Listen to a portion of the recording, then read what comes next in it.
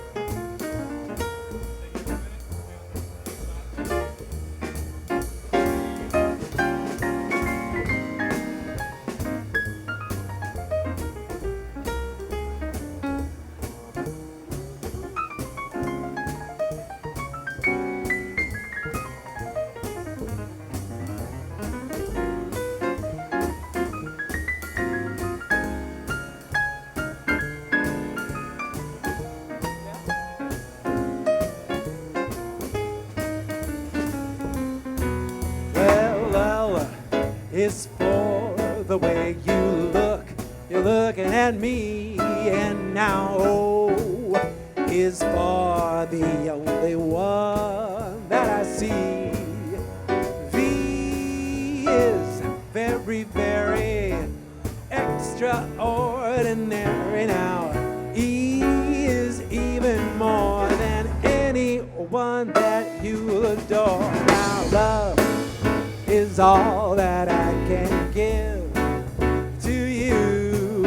Now love is more than just a game for two. Come on now, two in love can make it. Take my heart, but please don't break it. Now love was made for me and you. Oh, love was made for me and you. Love was made for me and you. L-O-V-E.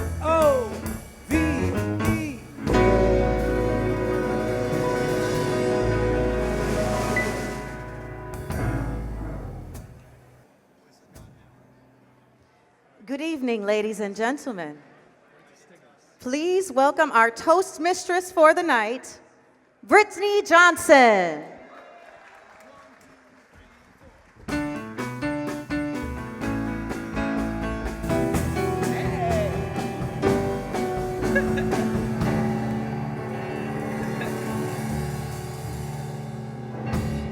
Thank you so much. Thank you all for having me tonight.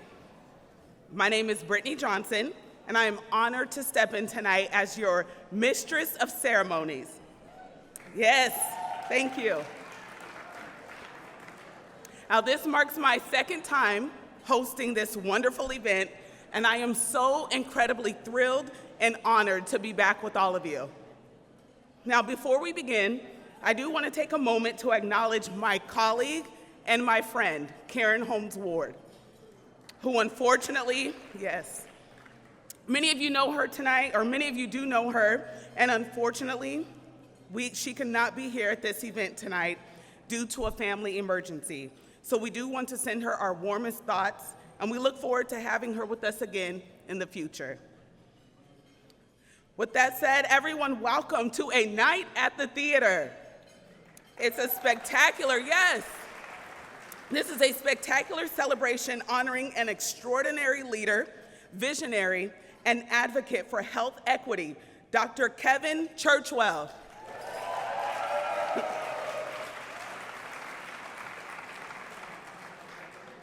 Now, we all know that a great movie experience is even better when shared with the ones we love. And for Dr. Churchwell, that means his incredible wife, Gloria. Yes. Now, together they share a passion for film, where stories of perseverance, courage, and triumph come to life, much like the journey we celebrate tonight. We rolled out the red carpet this evening for a man whose impact on healthcare could fill the scripts of Hollywood's greatest inspirational stories. Whether it's leading with integrity, championing diversity and inclusion, or ensuring every child has access to world-class medical care, Dr. Churchwell has played the role of a true hero, not on the big screen, but in real life. He's a pediatrician, leader, and father. So without further ado, let's start this feature presentation as we settle in for an evening of laughter, gratitude, and heartfelt tributes. We invite all of you to think of this night as a blockbuster production, one where the star of the show is a leader whose script is written with compassion, dedication, and a deep commitment to healing. Our production is scored this evening by the Paul Buono Trio, featuring Lydia Harrell and David Thorne Scott.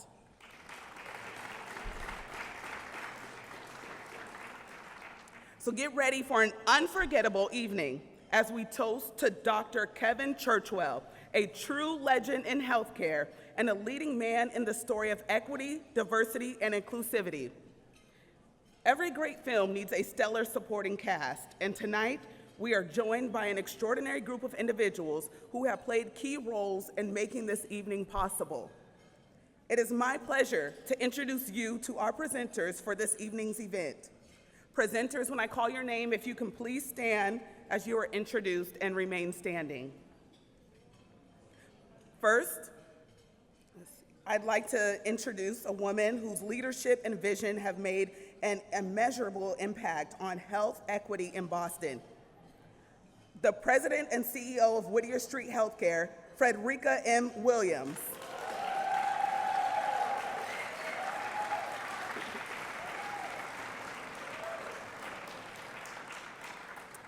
And now let's give a warm welcome to our distinguished toasters, each of whom has played a meaningful role in Dr. Churchwell's journey.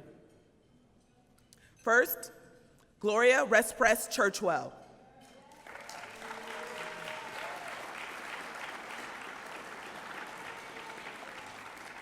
Every great film has a leading star, but behind every iconic performance, there is often an incredible co-star. Someone who brings depth, heart, and unwavering support to the story. In the life of our toastee, Dr. Kevin Churchwell, the co-star is none other than his wife, Miss Gloria Respress Churchwell.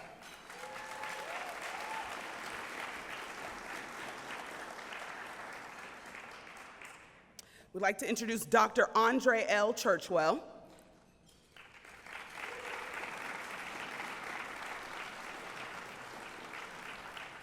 We also know that in every great movie, there's a character who embodies wisdom, support, and strength. The kind of figure who pushes the hero to their best, shares in their triumphs, and stands by them through every challenge. In the story of Dr. Kevin Churchwell's life and career, the role belongs to his brother, Dr. Andre L. Churchwell.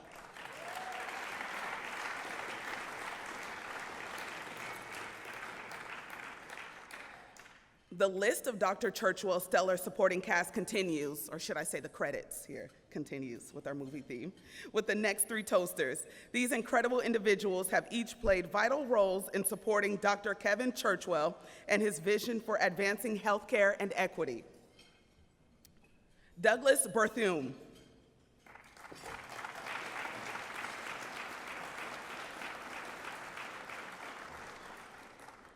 Doug serves as president and director of Berthume Family Foundation.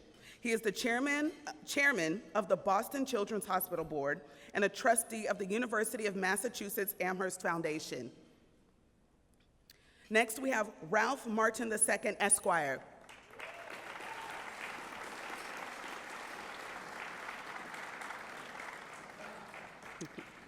Ralph served as the Chief Legal Officer for Northeastern University, as well as the Suffolk County District Attorney, having served as the elected prosecutor for Boston, Chelsea, Revere, and Winthrop from 1992 to 2002. Ralph joined Prince Lobel Tie after over 40 years as a trial lawyer, public leader, and business advisor in the private and public sectors. Next, we have Dick Argus.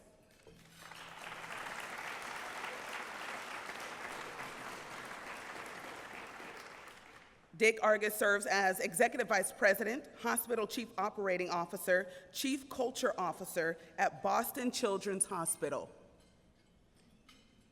I want to thank all of you for being here tonight and for helping us celebrate the impact of Dr. Churchwell's incredible work.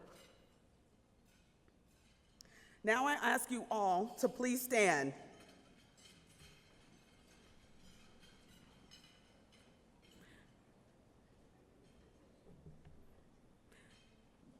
It is my pleasure to introduce you to this evening's honoree, pediatrician, leader, and father, and the leading man of this evening's blockbuster production, Dr. Kevin Churchwell.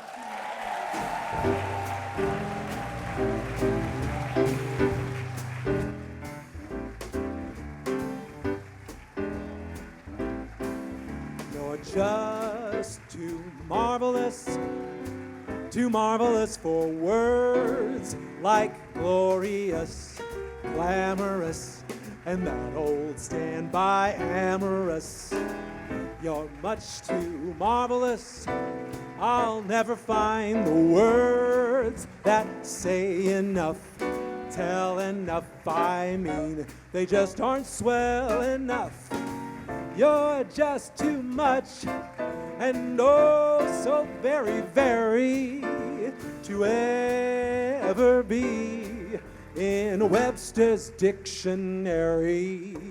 So we're offering this love song from the birds to tell you that you're marvelous, tell you that you're marvelous, tell you that you're marvelous, too marvelous for words.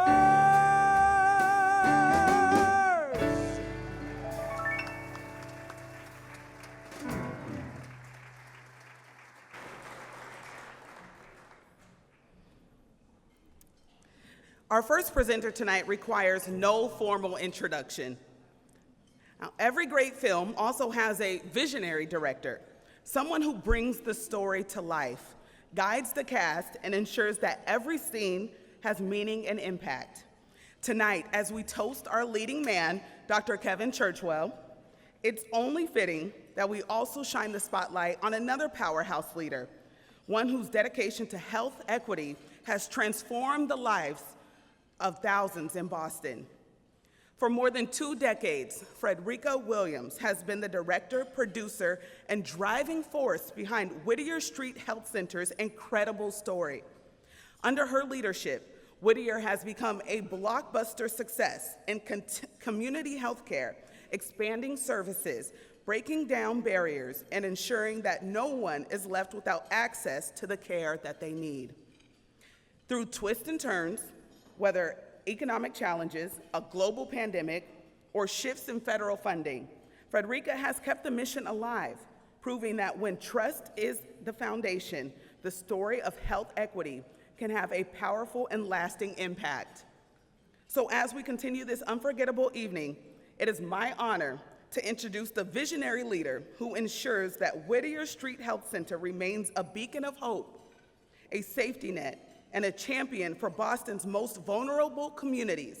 Please, everyone, join me in welcoming Whittier Street Health Center's President and CEO, Ms. Frederica Williams.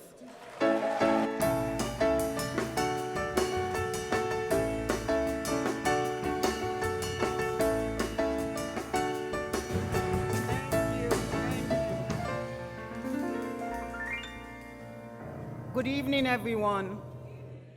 It is my pleasure to extend a warm welcome to all of you on behalf of Whittier Street Health Center as we gather for our annual toast. Tonight, we celebrate the accomplishments and impact of Dr. Kevin B. Churchwell.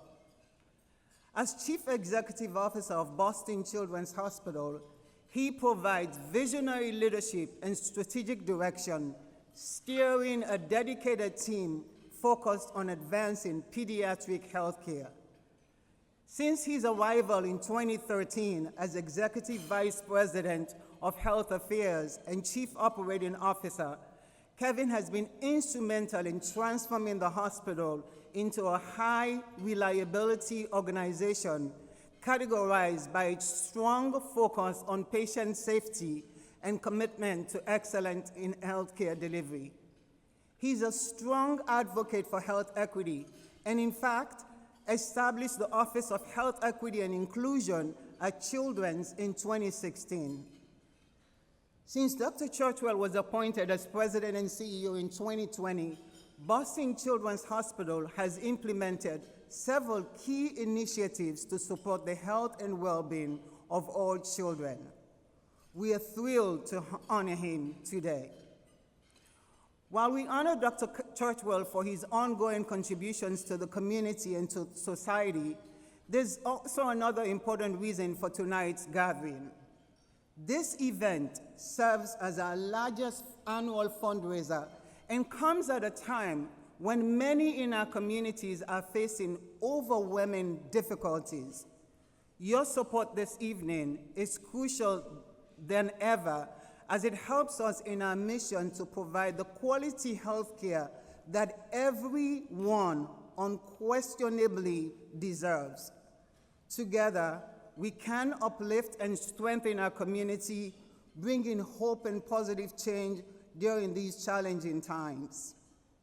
To everyone here, heartfelt thanks for your generosity in supporting our mission to be a beacon of hope in underserved communities. We are deeply grateful, and I assure you that your investments directly assist us to improve, transform, and enrich the lives of more than 30,000 people we serve. Before we introduce the man of the hour, the man of the evening, please allow me to share a bit about Whittier Street Health Center. Our mission is to serve as a center of excellence, striving for health equity, social justice, and the physical and emotional well-being of our diverse patients. Our patients include some of Boston's most vulnerable individuals and families who encounter economic, social, and environmental barriers to health, making even the simple task like attending a doctor's appointment a monumental challenge. For many, missing work results in lost wages. Not having access to reliable transportation is another barrier to receiving health care. Additionally, many face unstable housing, struggle to fill their prescriptions, and/or completely lack health insurance. Whittier has been a pillar of the community, not just as a healthcare provider, but as a trusted partner, advocate, and safe haven for those in need. We have earned this trust by listening, by showing up, and by delivering care that goes beyond the exam room, care that acknowledges the full humanity of every person we serve. But trust alone is not enough. We must turn that trust into action. That is why transformation is at the heart of our work. Transformation of lives, of families, of communities, of a healthcare system that has too often failed our most vulnerable neighbors. Our approach at Whittier is comprehensive and holistic and extends beyond traditional healthcare to include a wide array of social services tailored to individual needs. We recognize that true healing requires addressing the entirety of a person's circumstances, not just their symptoms. In partnership with our donors, patients, and community, we have seen the tangible impact of our collective efforts in advancing health equity and addressing the unique needs of underserved communities in Boston. To that point, roughly 13 years ago, A study by the Boston Public Health Commission reported that the average life expectancy of a person living in Roxbury, which is Whittier's primary service area, was 59 and a half years compared to 93 years of those living in the Back Bay. Such a short distance in travel, and yet such a long distance in equity. Over the past decade, that 33-year gap in life expectancy has been reduced to 23 years. While these improvements inspire hope and demonstrate the impact of programs such as Whittier's Boston Health Equity Program, we cannot become complacent. There's still much work to be done.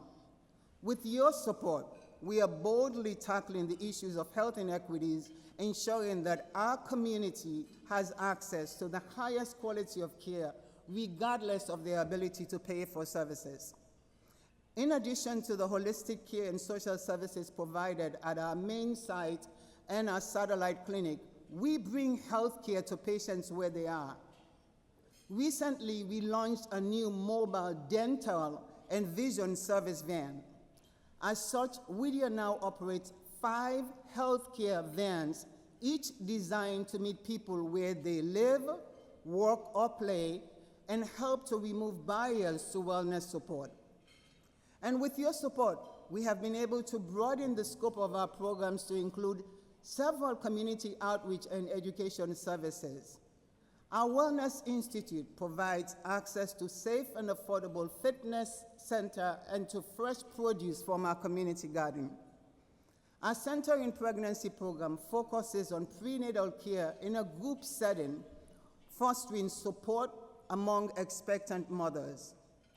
Our Housing as Healthcare programs support stable housing for patients, addressing one of the key determinants of health. Our Day Engagement programs provide a comfortable, safe space for unhoused adults. Our mental wellness programs include counseling and support groups to address the growing need for mental health care in our community. Our 6 school-based health centers provide services for children from low-income and racial and ethnic minority populations on site at their schools. As we move further this new year, we are increasingly aware of the potential impact that policy changes and funding cuts may have on Whittier Street Health Center. But despite current and anticipated challenges, our resolve to strive for health equity and the delivery of essential services to the community remains unshaken. Your support is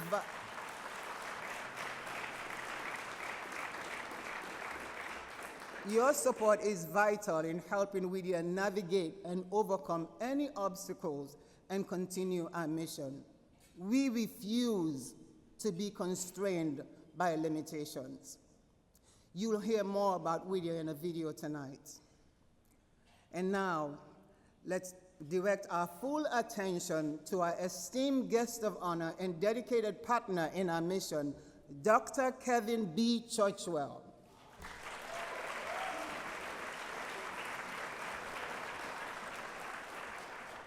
Kevin's dedication to improving the patient and family experience is a testament to his impactful leadership at Boston Children's Hospital and during his previous tenures at Numero Alfred DuPont Hospital for Children in Wilmington, Delaware, and Monroe Carell Jr. Children's Hospital at the Vanderbilt University Medical Center in Nashville, Tennessee. Kevin, a fervent champion of equity and inclusion, has played an instrumental role in establishing offices of health equity and inclusion in these hospitals. To illustrate that significance, recognize that there are only 11 such offices across hospitals in all of the US and Canada, and Kevin helped in the creation of 3. These offices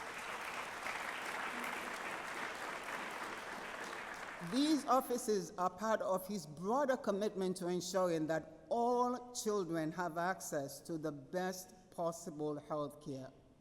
Under his leadership, Boston Children's Hospital has strengthened its community engagement efforts, working closely with organizations to improve child health outcomes. He has supported numerous research and innovative projects, ensuring that Boston Children's remains at the forefront of pediatric healthcare advancements. Through his stewardship, the hospital has consistently ranked among the top pediatric hospitals in the nation by U.S. News and World Report, reflecting its excellence in pediatric care across various specialties. In doing a bit of research about our guest of honor, I came across an insightful interview with Kevin featured in the January 2024 issue of Leaders magazine. One of the interview questions revolved around the importance of health equity for all children, to which Kevin replied, and I quote, "Health equity for all children is an important priority for Boston Children's. We have a very diverse patient population, and over the years, we have created a series of initiatives aimed at reducing pediatric health inequity. While we have steadily moved the ball forward, we know that there's much more to do to achieve our goal of ensuring health equity for all children. We are committed to maintaining and expanding our work and to continuously examining what we can do to strengthen it. Every day, we look to determine what the opportunities are and how we can maximize them."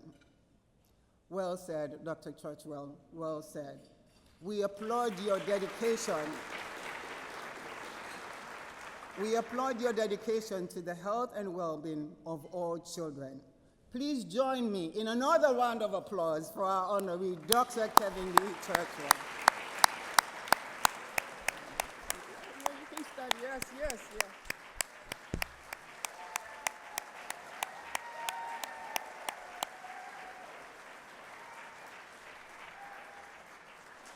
Thank you.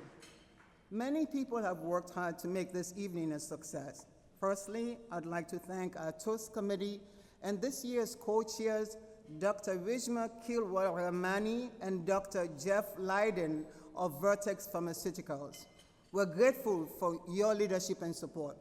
We're especially grateful to our toasters, Ralph Martin, who was honored. My first roast, the first year I joined Whittier in 2002, was our roast honoree. Welcome, it was good to see you again. Our leading lady, Gloria Respress Churchwell, Dr. Andre Churchwell, Doug Bethune, and Dick Agis. Thank you to our wonderful Brittany Johnson, our Toastmistress of Ceremonies. Thank you to the Whittier Street Health Center team, who work tirelessly day in and day out, providing amazing care and compassion to our patients.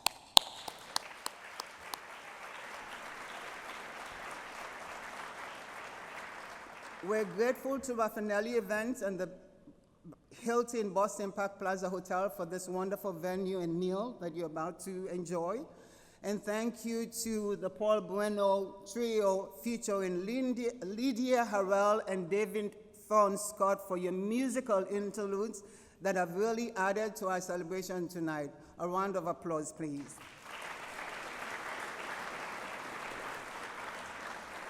Now, I would like to acknowledge our generous sponsors. These organizations and individuals really came through, and I thank them on behalf of the people we serve. First, our title sponsor, Vertex Pharmaceuticals.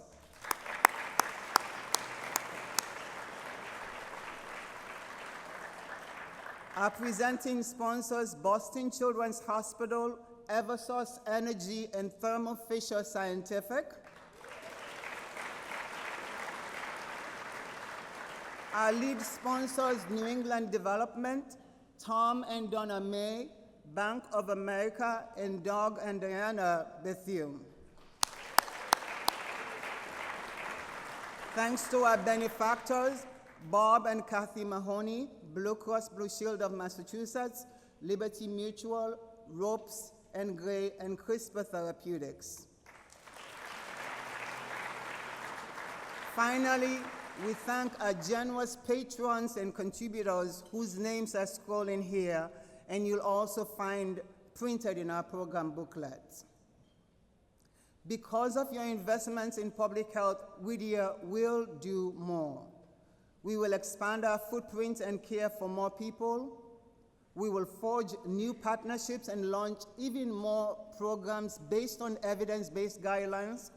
We will promote healthy behaviors and reduce the burden of diseases in our neighborhoods, and we will give people hope. None of it happens without supporters like you.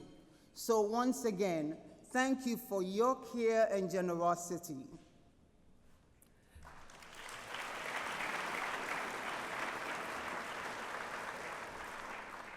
Please enjoy this wonderful evening. Thank you.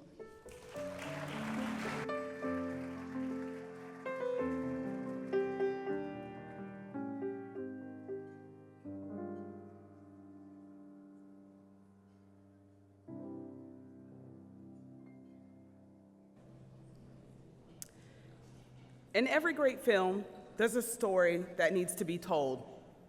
We know it's one that inspires, uplifts, and reminds us of what truly matters. Tonight, we turn the spotlight on an institution that has been a beacon of hope, healing, and health equity for over 90 years, Whittier Street Health Center.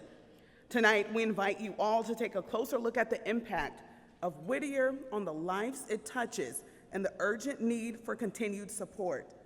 This is a story of resilience, compassion, and the unwavering commitment to making healthcare a right, not a privilege. So now, let's dim the lights, cue the screen, and watch the incredible story of Whittier in the following video.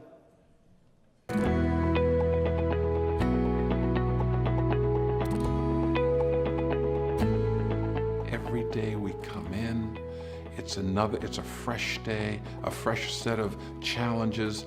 We have the opportunity to attack those challenges, try to knock those insurmountable odds down and make a difference. And when we are able to do that, here and there, and it builds up this momentum. I just can't imagine a better example of that than Whittier Street Clinic, who really empowers an entire community that otherwise might not get this kind of excellent health care. Without the staff and the friends that I've made here at Whittier, I don't know where I would be. We treat the whole person, look at it as a holistic approach. What is it that is preventing you? What are the barriers preventing you from seeking the best help that you need for yourself and your family? We have a food pantry that we provide for our clients, so we can help you with those services. We have a gym, so physical health, which helps mental and emotional health as well. We offer housing assistance to help the unhoused or those seeking to move for whatever reason to get housing. It's a whole thing. Everybody works together to keep you healthy. Whittier Street serves a vast majority of the communities that are vulnerable populations. So we have immigrant patients and we have children who don't have health insurance like Medicaid. The program is geared toward trying to ensure that children can play and learn in an environment where they're not having difficulty breathing.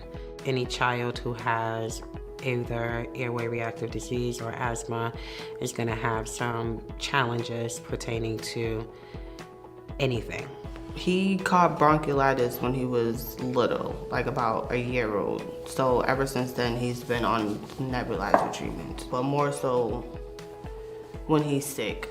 Our goal is to ensure that they're provided with the medication management that they need, that they have the resources that they need, and the equipment they need.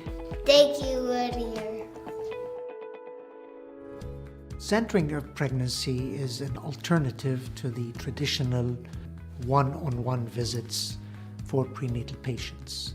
It has also been shown to be associated with improved outcomes as far as C-section rates, preterm labor, breastfeeding, For me, this Whittier program is, oh my God, amazing for all the stuff that I'm learning. Well, I hopefully this program here in the Whittier continue because for me it's helpful. So I keep it in mind like what helpful gonna be for all the first-time mom that can be learning all the stuff that I'm learning here too. And the biggest piece is enhanced education. And education is empowerment. I really love it, and I'm really grateful for the century, for the pregnancy century here at Whittier. Many of our community members are homeless. If we're talking about trying to manage their chronic condition and they need medication to be stored at certain temperatures, maybe in a refrigerator, or at least in a place where there's a roof, some of our members don't have even that. They're going from place to place. There's no stability there. They all come from different places. Some of them come so far, and they still come here. They don't care, even if it's a long ride on the T or a long ride if they drive. They still come here. Now you add to that someone with a chronic condition. So not only are they fighting to survive, just to have heat in their house or to live somewhere or to have food, but they're also fighting this cancer that is draining them, pulling them down. They can't get the medication. They can't get to a provider. They can't do any of that. I've been coming here for a while with diabetes. They have me in 3 different kinds of diabetes medicine. I'm trying to control myself lately with the different changes I have done, because before I really ignored them, but now I said, no, I'm getting older, so I need to be more precise. And by doing that, I'm getting better. Instead of being out in the streets during the day, if somebody could pass time, and if they need help with clothing, we help them with that. If they have to go to court, we go just to support and help them fill out applications for work. We at Whittier help them fill out the applications for housing. We don't turn anyone away. If we don't know how to help you, we're gonna find someone that can help. That's how we do at the Engagement Center. We have a program called BHEP, a Boston Health Equity Program. And basically, it's a way for the behavioral health team to look at what are the issues that patients are having and what do we have to do as providers to see to it that they are able to get their colon cancer screening, to see to it that children are getting the fluoride that they need. People with high blood pressure are having controlled blood pressure. All of these things, it's all part of managing their care. The Center for Health Equity Research is trying to bridge that gap by doing cutting-edge research, really, understanding the factors shaping health outcomes in our community and designing programs that will benefit people in our community. So they're actually doing clinical research for new therapies for this community, which often doesn't get to participate in research, and so we often don't know how these different treatments work. Given medications that patients are being prescribed, we're able to look at the numbers of patients that have poorly controlled diabetes, and in delving further into that population, we're able to find out what some of the barriers are to meeting better goals for those patients. And sometimes it has to do with something that is an environmental barrier or a socioeconomic barrier. The Economic Inequity Program at Whittier Street Health Center seeks to address gaps and disparities in opportunities for Black and Brown people. We do look at hiring from within the community. We really look at and really strive to have our staff mirror the community. Et employé dans Whittier Street Health Center. Avec du moins pas gain mot pour ta prouver gratuitement envers Whittier Street Health Center. We have a population which is a gold mine in many ways of information about how we can best take care of this population. Not just making sure they get the medicine that everybody gets, but making sure that they get treatment and medication and the resources that they need specifically for their needs. It's also using the research center as a hub really to connect people to different structures that can help them in other aspects. In that way, if you have met the primary needs of that individual, you're not just saying, I want you to participate in research, but you are saying, hey, I care about you. The most important thing we do is to connect individuals to have a quicker access to medical care, and at the same time to address the challenges that has to do with seeing the providers. We send our mobile vans out and we can provide care. We can provide vaccinations that are needed. We can perform physical examinations, follow-up visits. We can get medication to them that way, draw blood, etc. So that is a wonderful way of reaching people there. That's really a plus. I'm hypertension, and all my medication, I was getting them through mobile clinic. They did a lot of tests. They take my pulse, they take my temperature, they take my oxygen concentration. It's mostly for the underserved, the minority, the low-income communities, the people of color. They feel belonged, they feel at home, they feel more open, they have the connection, we have the relationship. They did take care of me, and therefore I shouldn't be the only person to really receive. So in most instances, I have actually referred, especially for mass health, because this is the beginning of health intervention. I was in therapy here at Whittier Street for 6 consecutive years, 6 beneficial, life-changing years. My therapist, Christine, who was my therapist for 6 years, is now more so a mentor. And I wouldn't be the clinician that I am if it wasn't for her. Not just personally in the ways that she cared for me during my therapeutic journey, but the way that she also sets a great example of what it means to be a powerful, equitable, honest, hardworking clinician. I just knew she would be a great fit for Whittier. Again, really looking at someone who mirrors the community, who's from this community. I think that that's just been a wonderful success story in the sense that I think people go into social work with the idea of wanting to give back. The idea of leaving the door open behind me. Someone opened the door for me to walk in, and I need to make sure that that door stays open for those that are coming after me.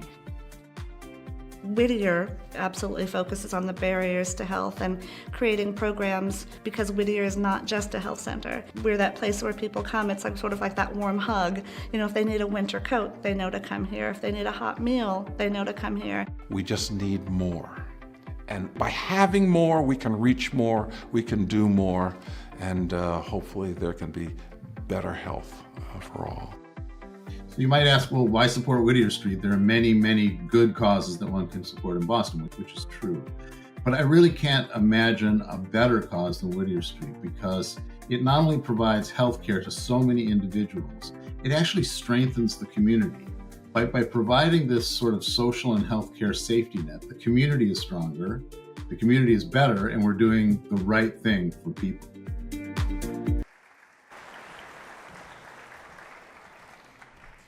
What you just watched here on these screens, it's more than a story, it's real life. It's the reality of thousands of individuals and families who rely on Whittier Street Health Center, not just for healthcare, but for hope, for stability, for a fighting chance at a healthier future. But Whittier cannot do this alone. At a time when healthcare disparities continue to grow and federal funding remains uncertain, your support tonight is more critical than ever. Whittier serves as an anchor, a safety net, and a champion for health equity, ensuring that no one is ever turned away, regardless of their ability to pay.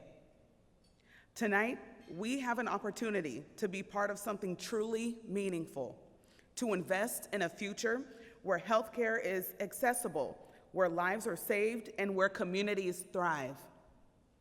On your table, you'll see pledge cards, and we hope that you will take a moment to consider making a contribution to aid Whittier's mission of achieving health equity and social justice.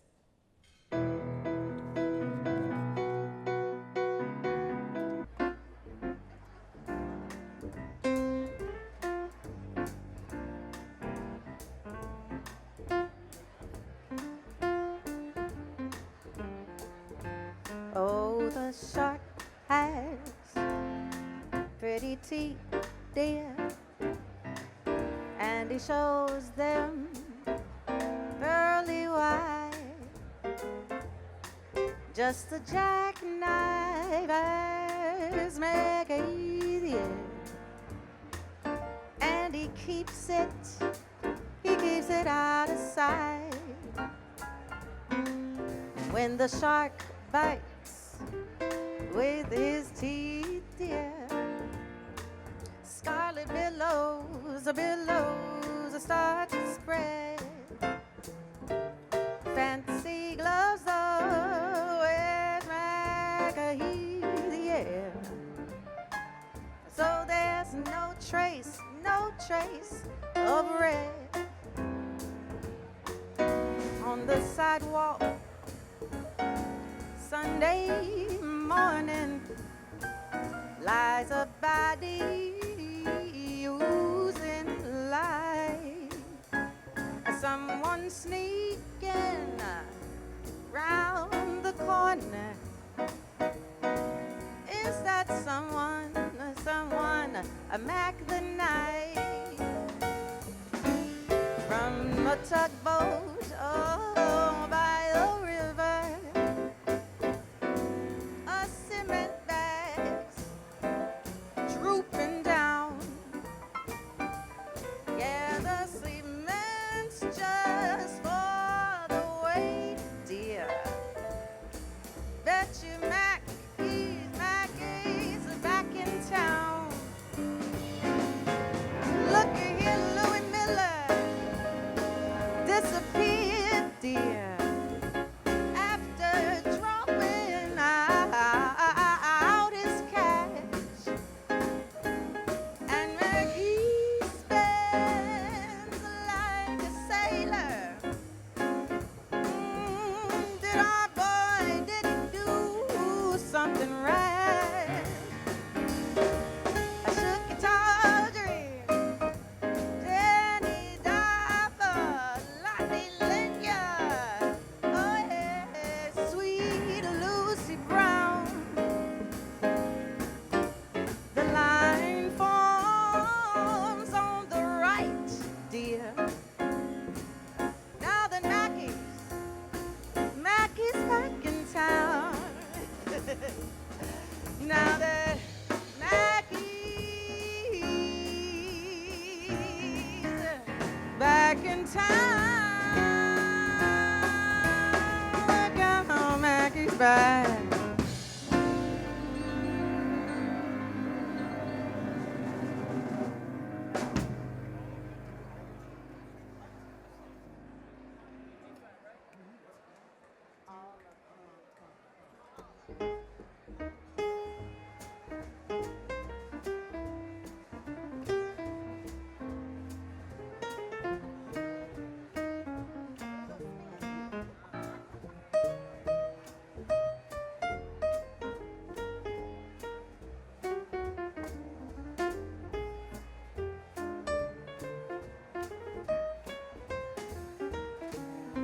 All of me, why not take all of me? Oh, can't you see I'm no good without you? Take my lips, I want to lose them. Take my arms, I'll never use them. Your goodbyes left me with eyes that cry. Oh, how can I go on, dear, without you? You took the part that once was my heart, so why not take all of me?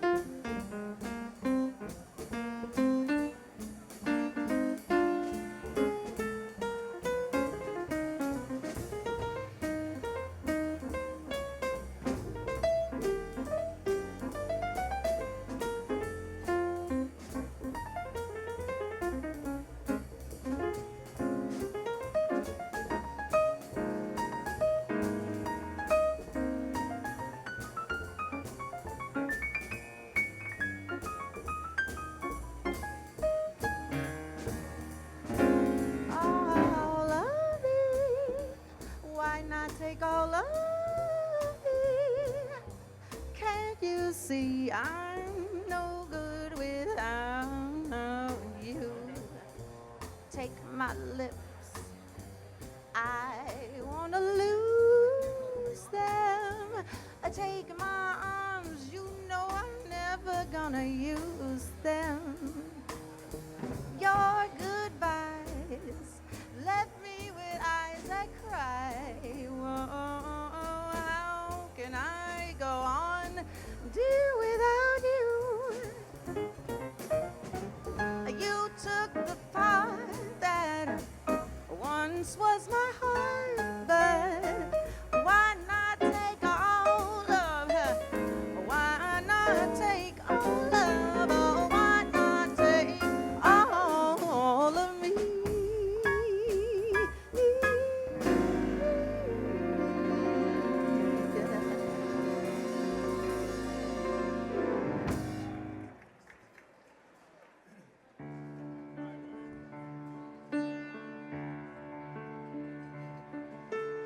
Now the end is near, and so I'll face the final curtain.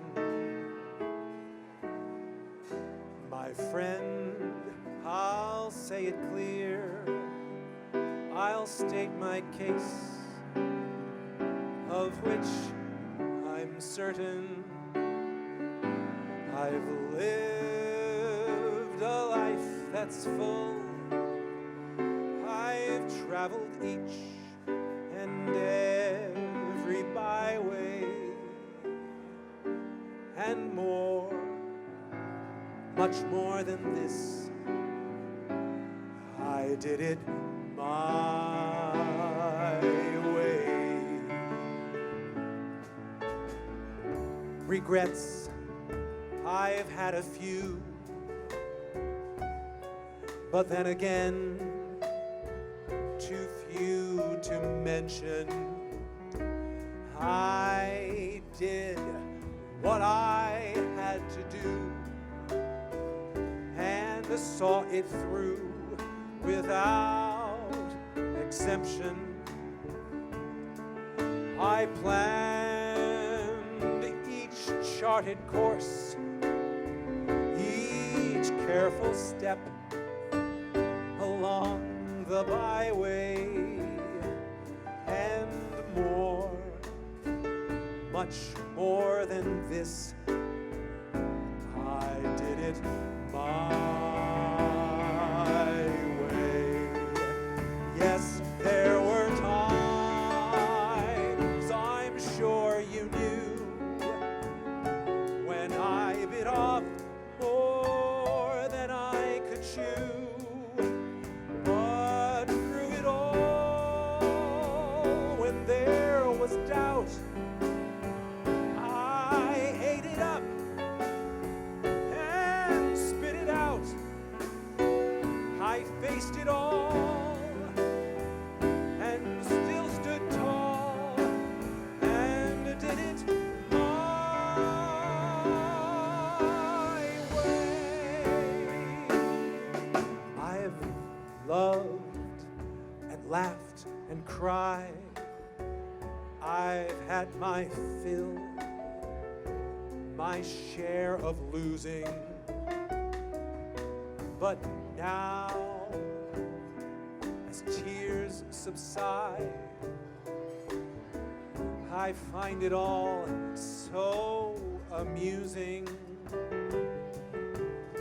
to think I did all that, and may I say, not in a shy way.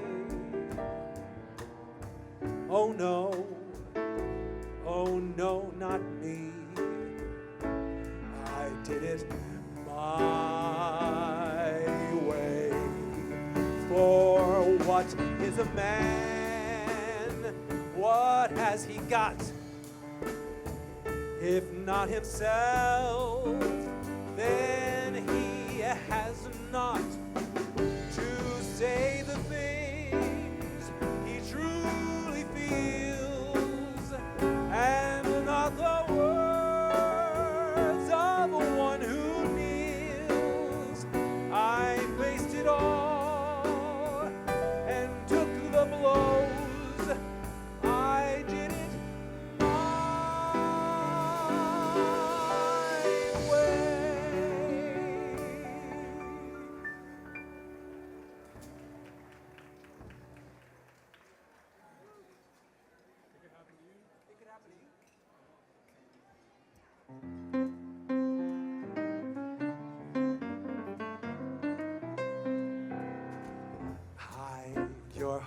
on sight.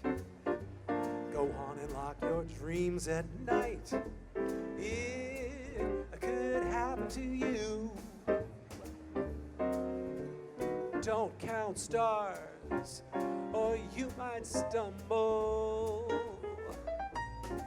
Someone drops a sigh, and down you tumble. Keep an eye on spring. Run when church bells ring. It could happen to you. All I did was wonder how your arms would be, and it happened to me.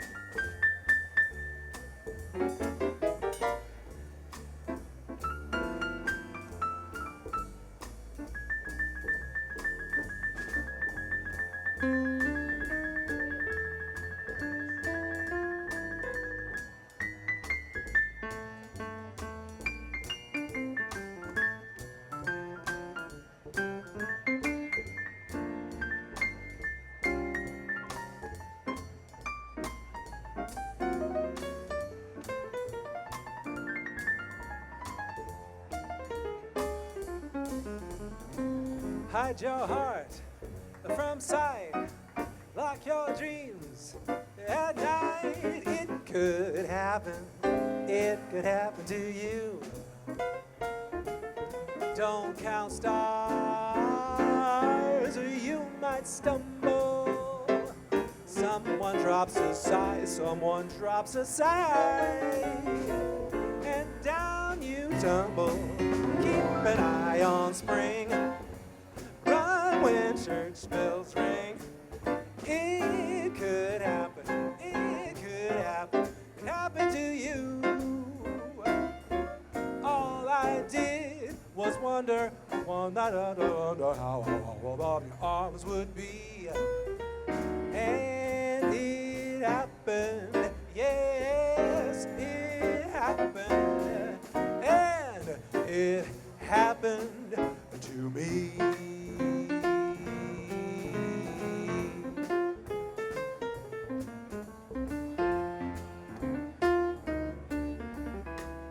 It happened to me.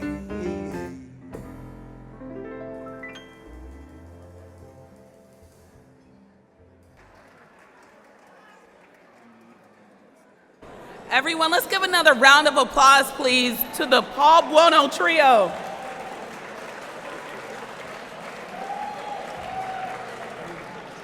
I hope everyone enjoyed their dinner tonight. Every unforgettable film leads up to a defining moment. The scene where heroes' journeys are honored, their impact is celebrated, and the audience comes together in admiration and gratitude. Tonight, that moment is here as we raise our glasses to the extraordinary Dr. Kevin Churchwell. Now I ask all of you to raise your glasses as we toast to Dr. Churchwell, a leader whose impact extends far beyond hospital walls, a champion for those who need it most, and an inspiration to us all. May his passion continue to ignite change. May his vision continue to shape the future of healthcare, and may his story continue to inspire generations to come. Everyone, let's give it up and toast to Dr. Churchwell.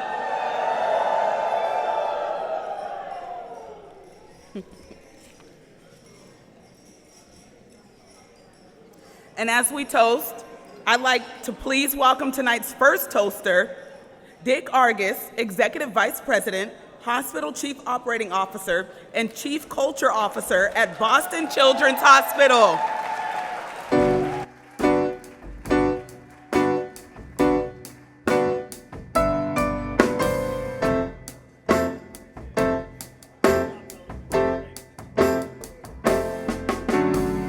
Good evening, everybody. I know it's a school night, right? It's a school night. It's getting late, so try to bring a little energy to the room. First thing I want to do is let's do a cheer for Frederica. I thought her speech was wonderful. And let's do one for Whittier Street. Now, I would love it at this time of night if on 3 everybody just yelled Kevin. 1, 2, 3. Kevin! There you go. You don't know how many times I yell Kevin at work. Okay.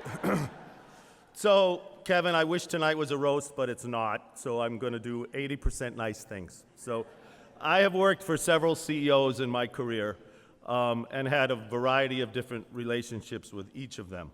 Kevin and I met 12, 13 years ago, and I told him during his interview, Kevin, you're about to sign up for the hardest job in the world. And he didn't believe me. And about 2 weeks after he started, he came into my office and he said, I can't believe that you were right. But what I have seen from Kevin in that time is Kevin's not afraid of anything, okay? And as we've lived through COVID, as we've lived through the behavioral health crisis, especially the behavioral health crisis, I want to say that there are a lot of hospitals that kind of semi-backed away from what was happening. Kevin made sure that we jumped in with both feet. And we took care of children from all over the place, and we filled our hospital with behavioral health patients, very much to the detriment of the other activities in the hospital that were elective type of things where we had to make changes because we made sure that we took care of behavioral health patients. And Kevin's commitment to those patients has not ever changed, and it's something that I am very proud of Kevin for. I don't tell him that very often, but I'm going to now because it's safe with all these people in the room, and it doesn't feel like an intimate moment. But Kevin, I don't have enough words to say about your commitment to the behavioral health patients, and I'd like everybody to give Kevin a round of applause for that.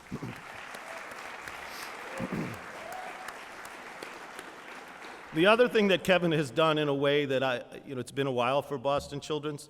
We're famous for our research. We have patients that come from all over the globe, all over our country that come here for the high-end care that we provide, which we do so well with extremely skilled clinicians. Kevin has made it very clear that it's really important that we become heroes in our own backyard in the city of Boston. And I completely want to thank you for doing that as well, and I think everybody in here should give Kevin a round of applause for being a hero in Boston. And what we've done with the Franciscan Children's Hospital, a hospital that serves so many people and did so on a shoestring budget in facilities that reminded me of grade school, to be quite honest with you. And Kevin has committed that over time we will build those facilities in a way that everybody in our region will be proud of, that we will take care of behavioral health patients and long-term rehabilitation patients and make that a center that people will come from all over the country and the world, just like they do for Boston Children's Hospital proper, is something else that I'm extremely proud to say that Kevin is my boss and he's the person that has made that happen. One more round of applause, please. Kevin's looking at me like I can't believe Dick Argus is saying all these nice things about me. Don't worry, they're going to end soon. So the other thing that Kevin has done is his commitment to equity, diversity, and inclusion has not wavered even during these tumultuous times. And he's even gotten stronger. Today he was so inspiring at our leadership forum that I've received a lot of messages from people saying, that's why we love Kevin Churchwell in Boston Children's Hospital. He made everybody feel like if you're a child, if you are a family, if you're in need of care, then there is no better place to be than Boston Children's. And I can tell you everybody in the room nodded their heads and was extremely happy with those words, Kevin, and that was the most inspiring speech I've ever seen you make. So thank you very much for that.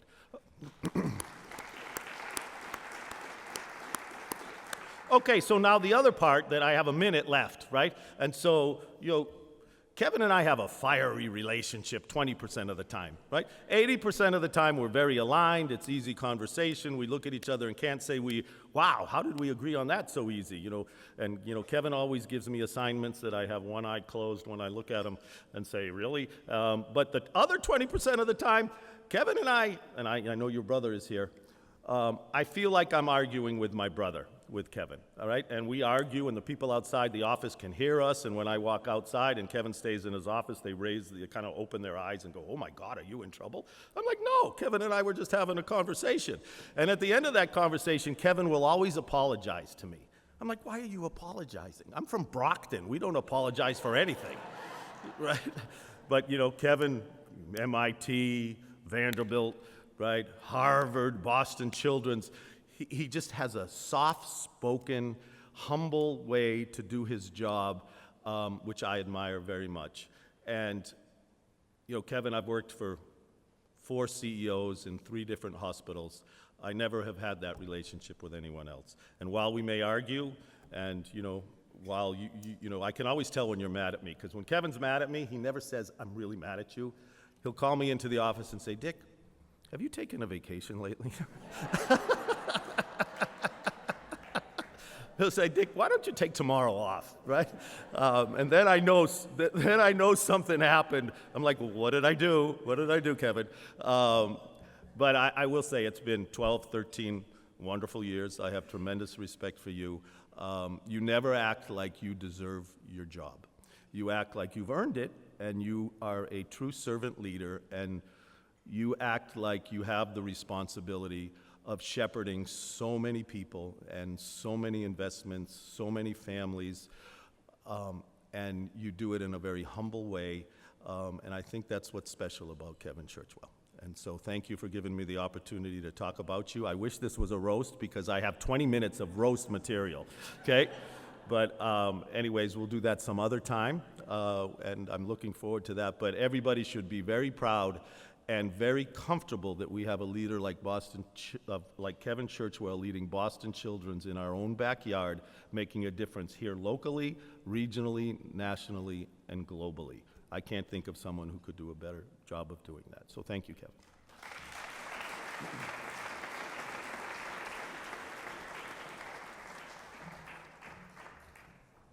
All right, let's keep the party going. Our next toaster is Doug Berthume, Chairman of the Boston Children's Hospital Board.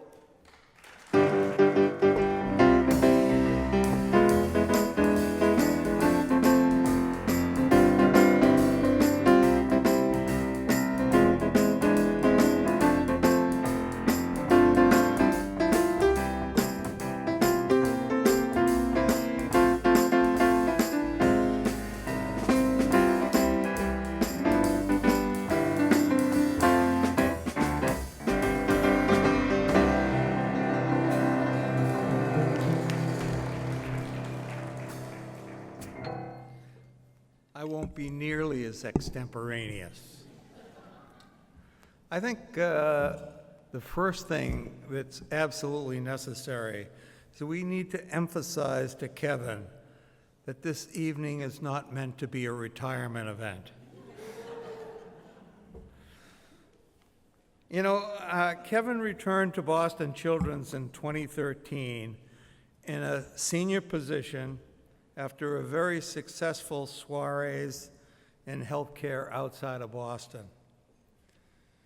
He was clearly welcomed back as a strong candidate to someday be CEO.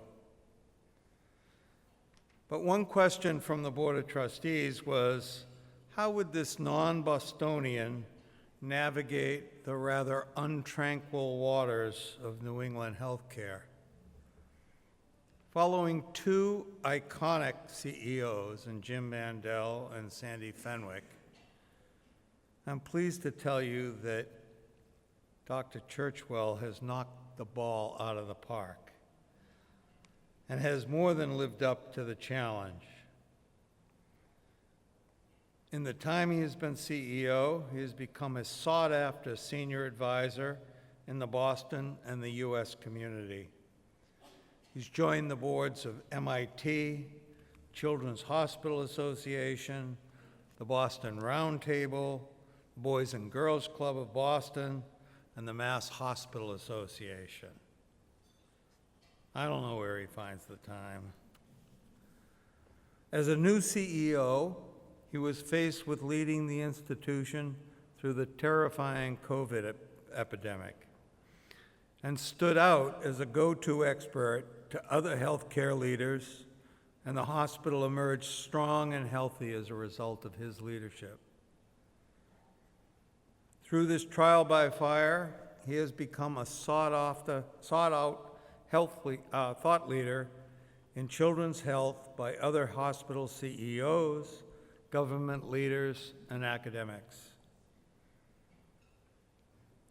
His leadership has clearly been displayed through his determination to address one of the most disturbing growing pediatric maladies, that of declining behavioral health amongst adolescents.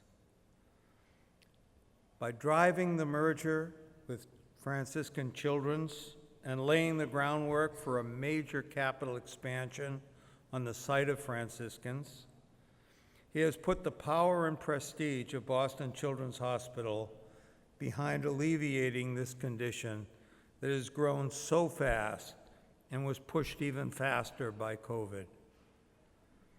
This will have a profound effect on the treatment of behavioral health both in New England and across the country. Finally, Kevin has realized how important philanthropy is to the long-term success of the Boston Children's mission. As funds for health care by traditional sources are tightened, he knows philanthropy raises in importance. Under Dr. Churchwell, Boston Children's annual fundraising has reached a record of about $200 million a year.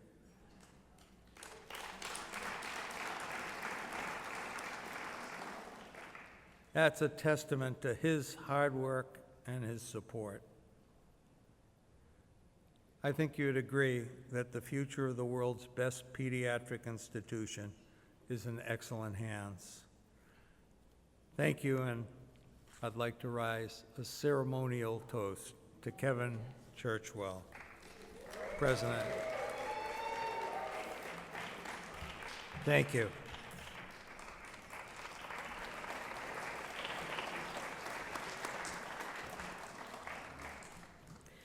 Next to the podium is Ralph Martin II, Esquire.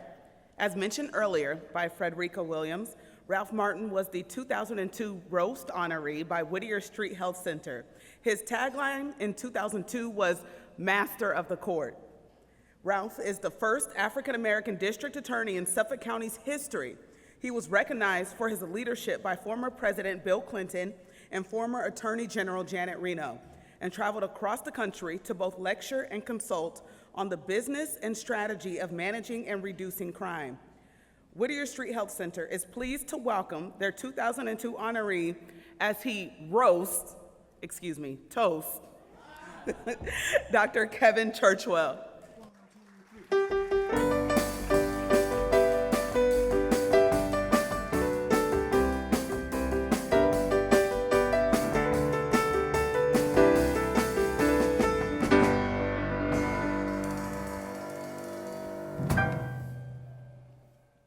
Good evening, everyone. Kevin told me that Whittier was honoring him this year and asked if I would be one of the speakers. How could I say no? Kevin came to town 12, 13 years ago and ascended to become CEO at the hospital. He is a compassionate and fearless leader who, with the children's team, has embraced the "until every child is well" motto of the hospital with energy, strategic purpose, and an ecumenical spirit. But honestly, that's not the real reason I said yes. You see, my memory of this event, and it's been referenced by others, was that this was a roast, not a toast. By the time I found out that the roasting element had been discarded, I had already prepared my remarks. So tonight I come here to bury Kevin, not praise him.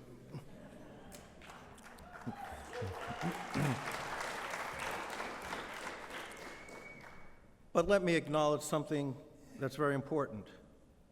While I am a trained and seasoned investigator, getting the goods on Kevin was the toughest assignment of my career. I used all manner of tactics and threats to extract information from many different sources about Kevin's foibles, imperfections, and flaws. I almost arrived empty-handed tonight. What I did get was deeply disturbing. For instance, do you know where Kevin draws his inspiration from? Does he obtain his motivation from the mission moments that he begins every board meeting with? These moments are video vignettes that portray how a children's medical team helped a family overcome a seemingly unconquerable medical challenge. You can actually see the eyes of people mist over at the board meetings when we actually see these videos. Nope, that's not where Kevin draws his inspiration from. You would think he might draw his inspiration from reading about the medical genius of people like Jonas Salk, Marie Curie, or Louis Pasteur. Oh no, not Kevin. Kevin draws his inspiration from Marvel comic books. That's a deeply held secret, but it's the truth. Particularly Captain America. He is a collector of these literary masterpieces. If Kevin is on a plane and the movie choices are between Oscar nominees or the X-Men, we know which one Kevin will watch during that flight. I also investigated how Kevin expresses his frustration, particularly with people. All of us mere mortals, when duly incited by bad behavior of one sort or another, have been known to use profanity. As a leader of a complex institution with many personalities, I know there have been moments when I assume there were moments when Kevin dropped the F-bomb or called someone a bleeping idiot or some such language. Oh no, not Kevin. Here is his most vituperative phrase about someone who's annoying. Well, they must be on drugs. Jesus Christ, Kevin. Can't we do better than that? Finally, I stumbled upon something never revealed before tonight. It is perhaps Kevin's only weakness. First, as background, Kevin's wife, Gloria, is vigilant about his menu and about his diet. Red meat is frowned upon. But Kevin has been known to violate the house rules when he dines out on company business. Ordering the largest steak on the menu is often his choice. And he always takes home a doggy bag. I was never sure about how Kevin explained all of this to Gloria until I found out that he tells Gloria that someone else ordered the steak and he asked the waitstaff to put it in a doggy bag to bring home to Marco, also known as Big Marco, their 6-pound terrier, who is constantly by Kevin's side or in his lap whenever Kevin is at home. Tonight's speakers have and will share their experiences and observations that illuminate why Kevin is a great leader, thinking partner, loving husband, father, and perhaps a pain-in-the-neck brother at one time, but an inspiration to us all. Kevin is not from Boston, but is a treasure to the city and the state, and increasingly on the national and international level. It isn't easy for Kevin to sit through all of this because of his humility. But Whittier Health Center is also a very special place with a mission that is consistent with children's. It is Kevin's commitment to this shared mission that brings us all together here tonight. So I thank you for allowing me to participate, and God bless you, Kevin.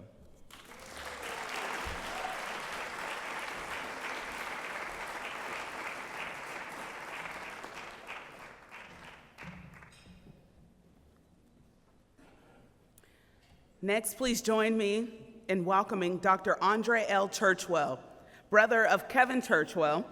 He and Kevin share more than a family bond. They share a lifelong commitment to service, excellence, and advancing health care for all.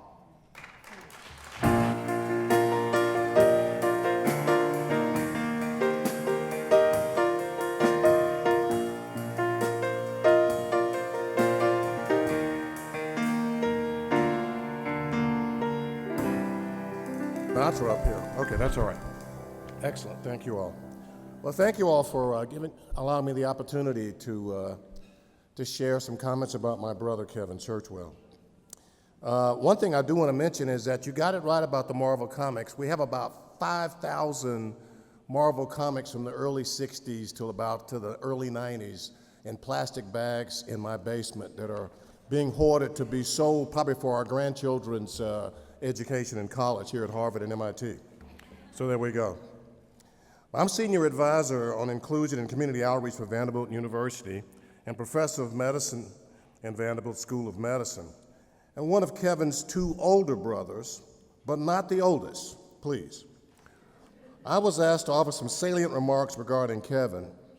Given I was not present at his birth, but present in his upbringing, I can share some observations and shared Churchwell epiphanies. I do want to begin with, I did have my roasting comments too, but just like everybody else, there you go. But my comments, my actual comments about Kevin to toast him have been distilled. No. I was asked to offer some salient remarks regarding Kevin, and I'll do so. The twins, Kevin and Keith, are 8 years my junior, so I had a prime perch to watch them as they progress from toddlers to young adults. If there was a definite observation about their development, it was that they paid strict attention to mom and dad's moral compass and watched with great selectivity their siblings and parents' choices in art, music, hobbies, sports, and intellectual choices. Kevin, like Keith, was definitely educationally oriented to math and the sciences like me. They saw the societal value of the noble application of these topics to benefit mankind with careers in medicine, like myself. His strong work ethic, which is really profound, and creativity only spurred him along and accelerated his intellectual growth more and his academic successes. Kevin, like all the siblings, saw the world clearer standing on the shoulders of 2 giants, Robert and Mary Churchwell. And seeing further and clearer by standing on those giant shoulders, the world of pediatrics and academic leadership have had and have found a true champion and leader. A champion to use his skills to further the mission of Boston Children's Hospital in service, research, teaching, and indigent care. As I thought about how I could end my comments about Kevin, I fell upon a poem written by one of my heroes, Rudyard Kipling, the great British essayist, poet, novelist, and short story writer. Kipling wrote this about a great friend. And what is a friend all about? I think about Kevin's servant leadership for Whittier and his own hospital, but I see Kevin as a true abiding friend for the Whittier Health Center. So I read this poem in that vein. One man in 1,000, Solomon says, will stick more close than a brother. And it's worthwhile seeing him half your days if you find him before the other. 999 depend on what the world sees in you, but the 1,000th man will stand your friend with the whole world round again you. 'Tis neither promise, nor prayer, no show will settle the finding for ye. 999 of them will go by your looks or your acts or your glory. But if he finds you and you find him, the rest of the world don't matter. For the 1,000th man will sink or swim with you in any water. You can use his purse with no more talk than he uses yours for his spendings, and laugh and meet in your daily walk as though there had been no lendings. 999 of them call for silver and gold in their dealings, but the 1,000th man is worth them all because you can show him your feelings. His wrongs, your wrongs, and his rights, your right.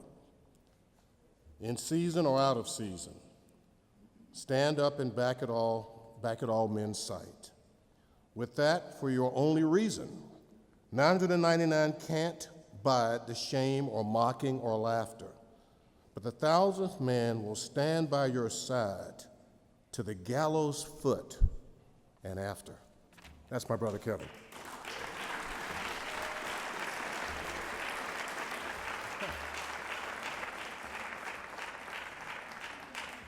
My mother said, clean up your mess. So.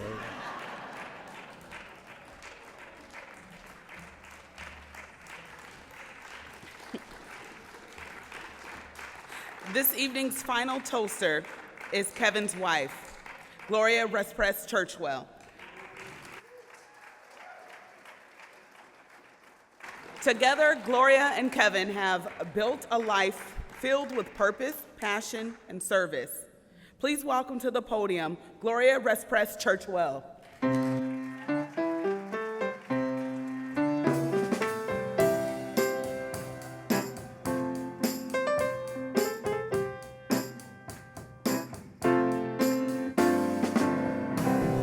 That's one of my favorite tunes. Thank you.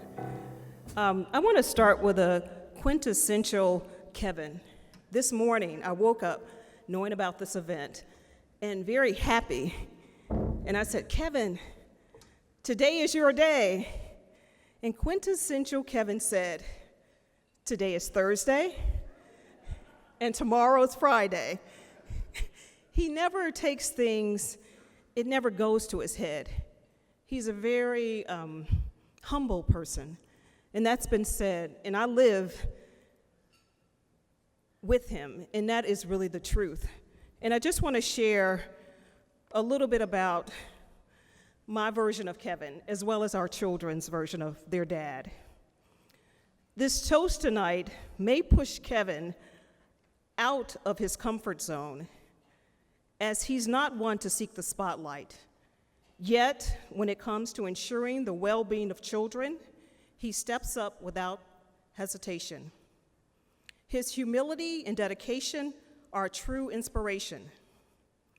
I stand in solidarity with Kevin and want to express my gratitude for the incredible work that Widow Street Health Center does serving individuals from diverse communities in Boston, centered on addressing health disparities.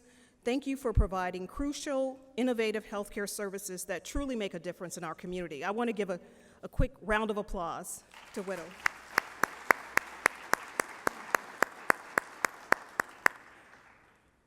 There's a misconception that genuinely successful leaders sacrifice their families for their careers and don't have time for their loved ones. Kevin, however, proves this wrong. I am deeply grateful that Kevin is being recognized for the person who wakes up daily with the sole intention of doing right by others.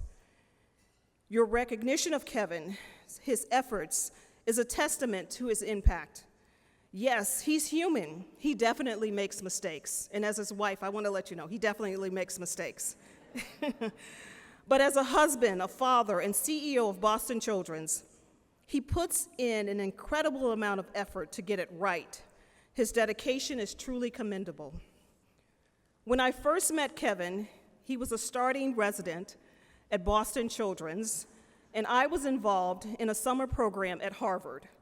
Kevin was very encouraging and offered that we have dessert after my final exams. I took him up on it. Fast forward, the stars aligned, we fell in love and exchanged vows, bringing 4 talented individuals into the world. Catherine Alexandria, affectionately known as Zan, Arthur, and John.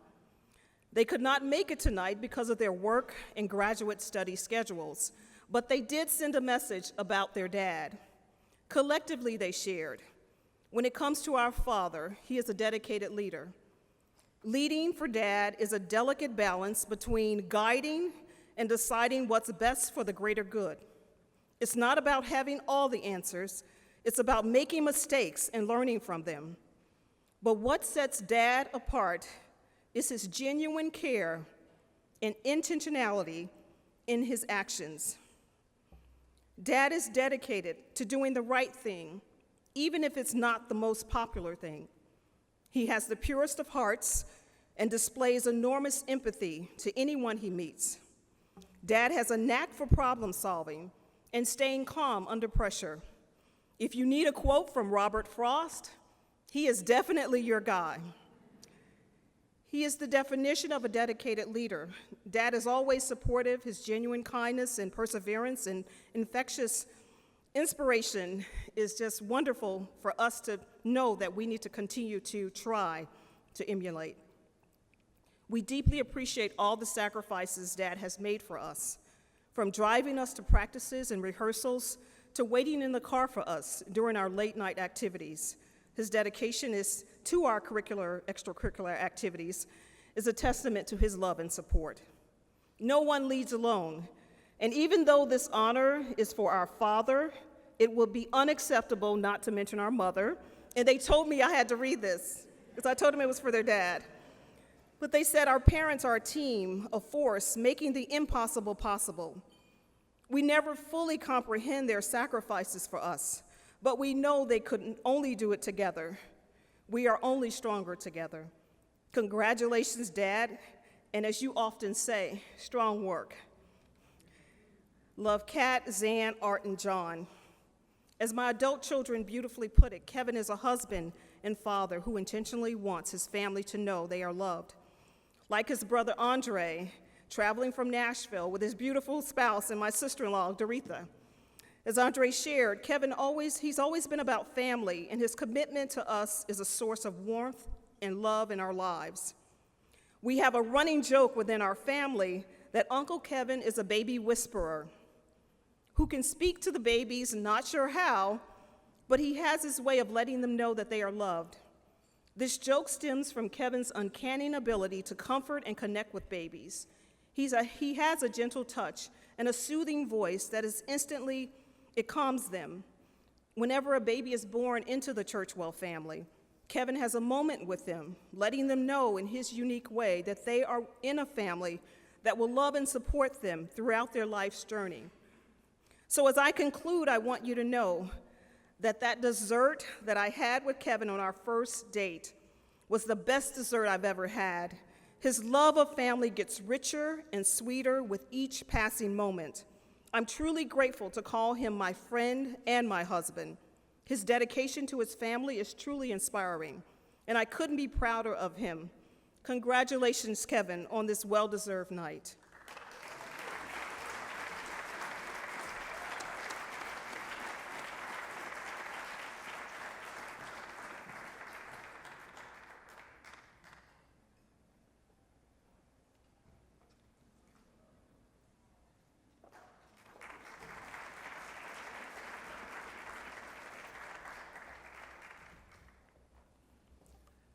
Thank you, Gloria. And now, the moment we've been waiting for, the awards and Dr. Churchwell's speech. We are so grateful for this amazing turnout and your support of Whittier Street Health Center's programs and services. As I mentioned earlier, please be assured that we will continue to do all we can to improve the lives of the individuals and families in our care. Thank you, Toast Committee. Thank you, Gloria, for your wonderful toast of Dr. Churchwell. Thank you, Toasters.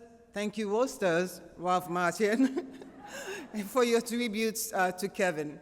To Brittany, our Toastmistress, we are so grateful for your long-standing friendship and support. And our greatest appreciation for you, our donors and supporters. Thank you. Dr. Churchwell, please join me at the podium.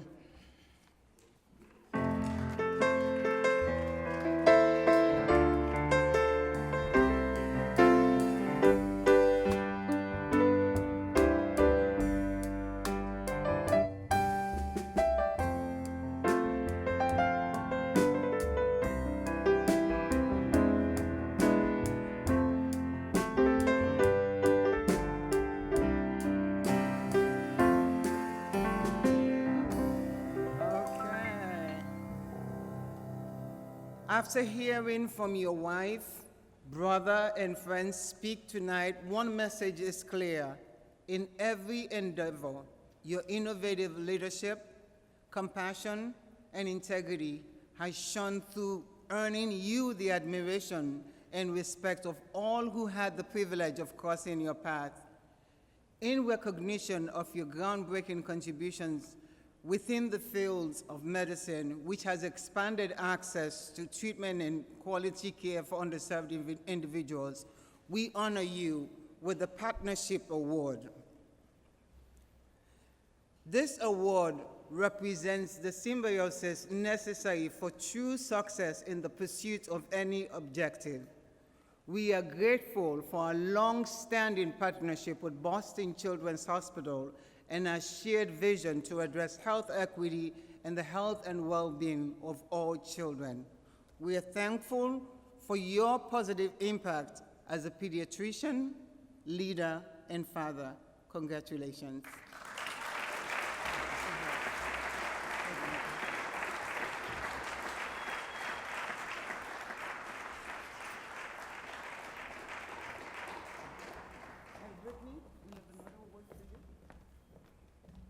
Another one.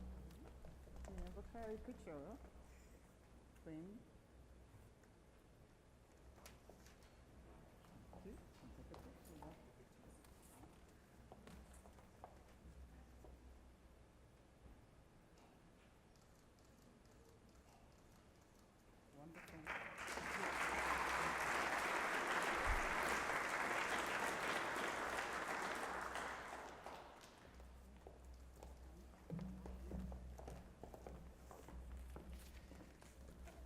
No music? What's going on? Well, I want to thank everyone for taking the time to come tonight. Brittany, thank you so much for hosting. You were awesome, and it was just a pleasure to hear you and hear the entire program. Federica, wow. You know, you hear and you saw the video of what happens at Whittier. I would describe it as where the rubber meets the road. The rubber meets the road for our kids, for their families, for the care in the community. What you guys do is tremendous. It's fabulous. It is something that needs to be supported by all of us. You are the infrastructure for the care of our kids and our families in our communities. And thank you for leading this incredible work. Thank you so much.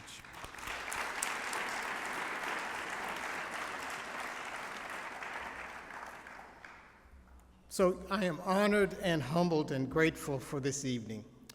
And I just have a few slides to present. No more than 30, I promise. So can we please have slide 1, please? No, I'm just kidding, no slides. As I mentioned, I'm honored and very grateful for this amazing evening. But I'm more grateful, of course, for all what Whittier does for thousands of families across the Boston neighborhoods. Since its earliest roots as a well baby clinic in Roxbury Whittier Street housing development, to the work you're doing today across more than 40 primary and specialized programs, Whittier has been a cornerstone of health and well-being for Boston's communities for nearly 100 years. Thank you, Federica, for this commitment to delivering quality, accessible health care and social services to the community.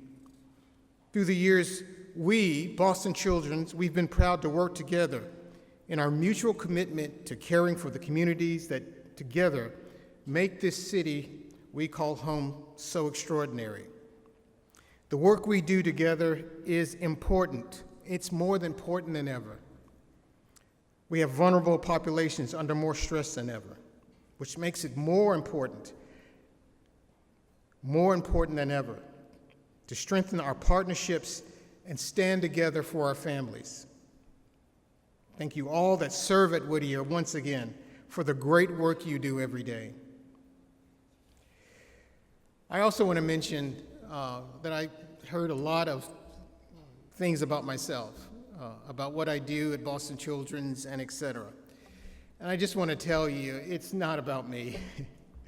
You know, my job is to show up every day and make sure that every single one of the individuals that works at Boston Children's gets what they need to make a difference in our patients and our families every single day. I will tell you, it is a joy to do that. But the real heroes, the real individuals that I honor every day are in the audience. And I want all the Boston Children's folks to please stand.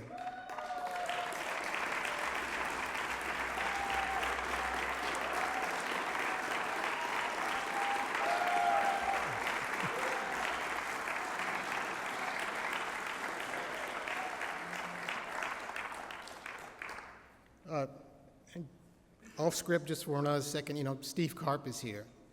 And Steve Karp has been a stalwart at Boston Children's for many years. What he does for us is hard to really measure. He's been our board chair. He's now our past board chair. But he's the guy that actually I call all the time to say, Steve, what do you think I should do? And no matter where he is, he answers the phone. I called him one time. He was driving down Route 9 in traffic. And I said, Steve, where are you? He says, I'm on Route 9 in traffic. I said, well, don't you want to? He said, no, what do you need, Kevin? That kind of commitment, that kind of support, you just can't find. And Steve, thank you for coming tonight. Great, thank you.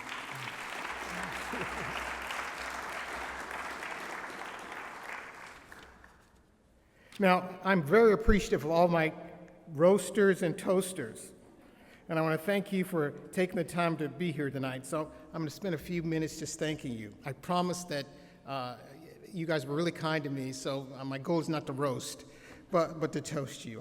I want to thank Doug Bethune.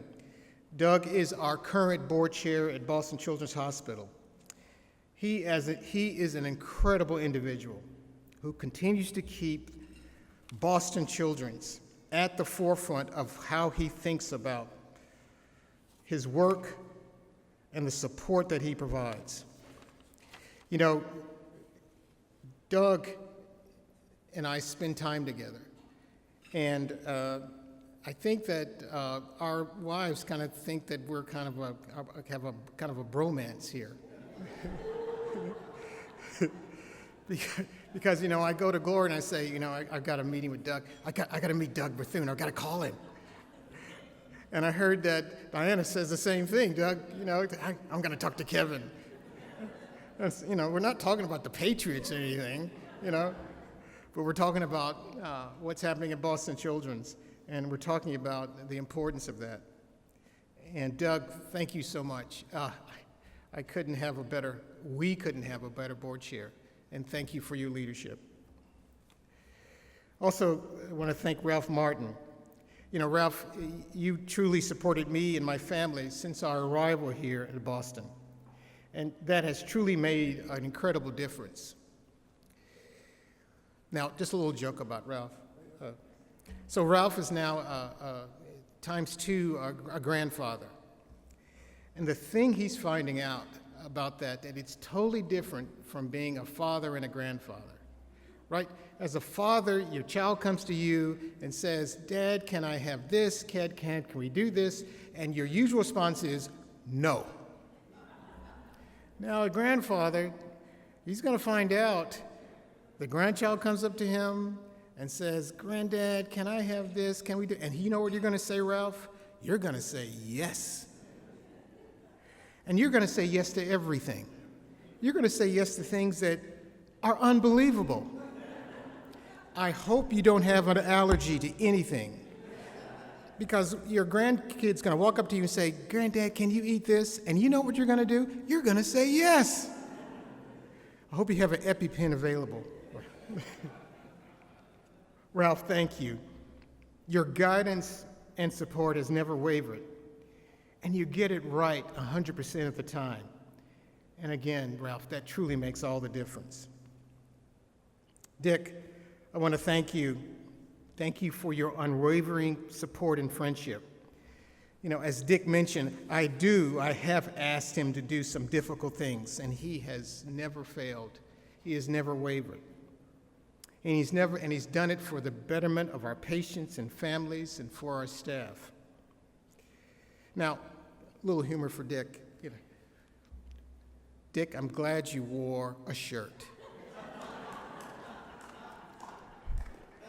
Guys, it's tough.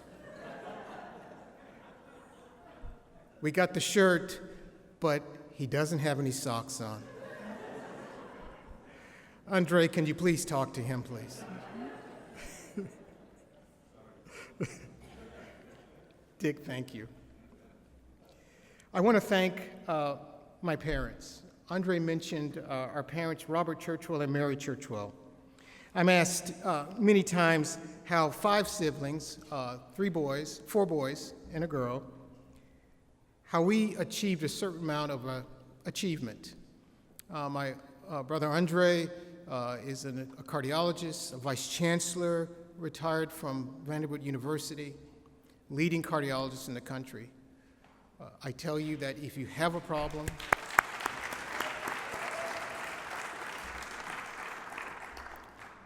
I will call him and he will help you. Amazing individual. My twin brother Keith, we're identical twins. So if you see me and you say congratulations and he doesn't respond, I'm not being rude. Okay. He's an adult cardiologist. He currently is finishing up his year as president of the American Heart Association.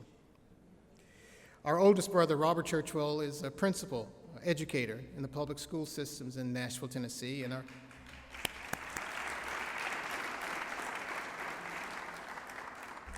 our sister has educated special ed kids and is also taking care of little kids now in terms of her work at Vanderbilt.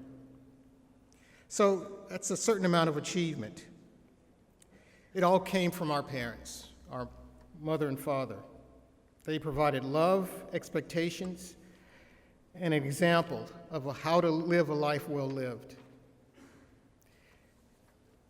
My father was born in 1917. My mother was born in 1931. They lived through America. They lived through times that are, at times, it's hard to tell the generation that's here before us of what they experienced. But they lived through it, and they lived in making the decision that what they were confronted with was not what defined them. And they brought that to each one of us. And we take that every day. They are both passed, but I see them sitting in the audience. And I just want to thank them again.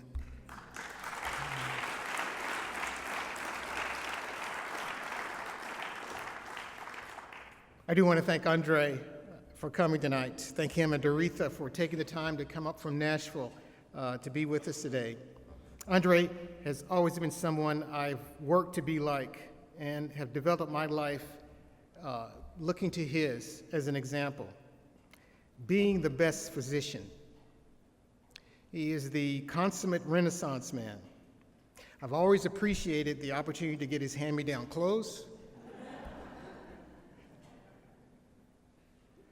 but he helped develop my view of what it means to be a doctor, the best profession in the world.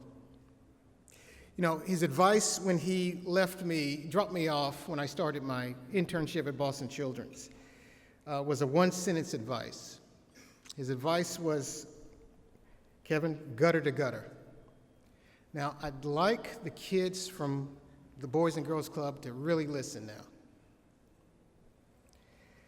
And what I want you to hear is what it means, what that phrase means, gutter to gutter. It meant take the experience, take the education, take everything that you are encountering, that you're exposed to, and absorb it, enjoy it, and never stray from it, never shy from it. When I was a resident, I was on call every third night, which meant I missed 2/3 of the best cases. Doing that will open up a vista for your life. It will open up the opportunities that you want, that you're looking for, that you will achieve. Just take it and run with it. Andre has always been there for me, for our family, and for his patients. Guy was sitting right here taking phone calls from families calling him. He is the example. Kids, he is the example of what it means to be the consummate physician.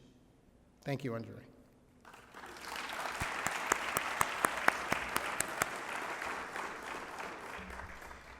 And I want to close by thanking Gloria. Gloria, thank you for being my partner for close to 35 years. You know, that song, I Never Promised You a Rose Garden, well, that does come to mind at times, right? You know, when we married, we didn't have a plan, but we raised 4 kids, Catherine, Alexandria, Arthur, and John, and 2 dogs, Silver, who was with us for 14 years, and now Big Marco. A lot of adventures. And who would have thought that we would be football, musical show, performance patrons and travelers, where every weekend was just an incredible adventure. You know, if you go into our garage, we have every cooler known to man. We have seats that are incredibly comfortable for every venue, football, lacrosse, soccer, baseball. We've got it all. I will tell you, it was a wonderful adventure. Gloria, thank you for the late nights. I'm on call and you're on call. You always made sure I woke up when the beeper went off. You always made sure that I got some sleep when the 36-hour shift ended. You encouraged me when the difficult opportunities presented themselves. And you were there when I was a bit more than bewildered when the unexpected changes occurred. You know, we've traveled to multiple states, multiple opportunities, and you have been unwavering, only asking me what's next. I am so proud of you and your work you are doing now. You're writing children's books, creating documentaries that have impact. I think of you when I think of this song from Ray Noble, I Hadn't Anyone Till You. Thank you, Gloria.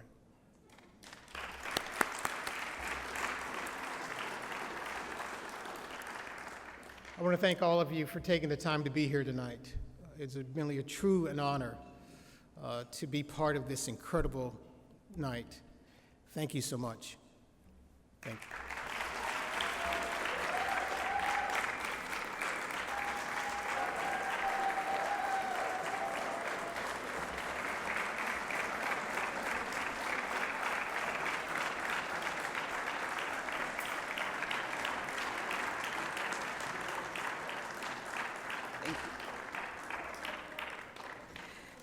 What a remarkable evening this has been. Everyone, give it up one more time, please, for Dr. Churchwell.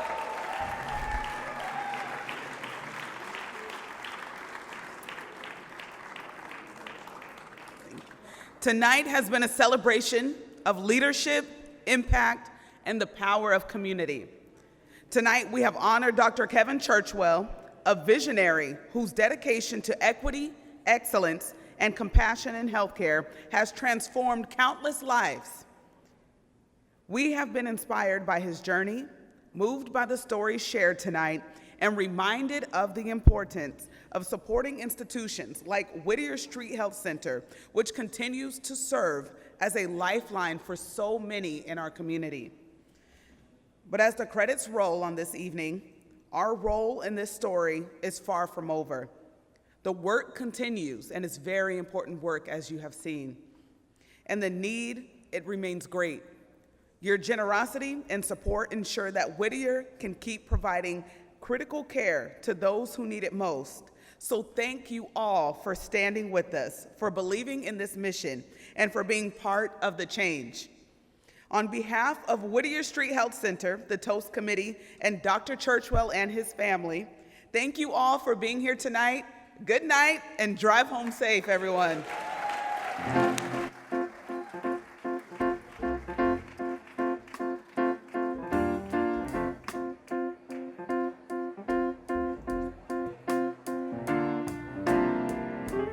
Georgia,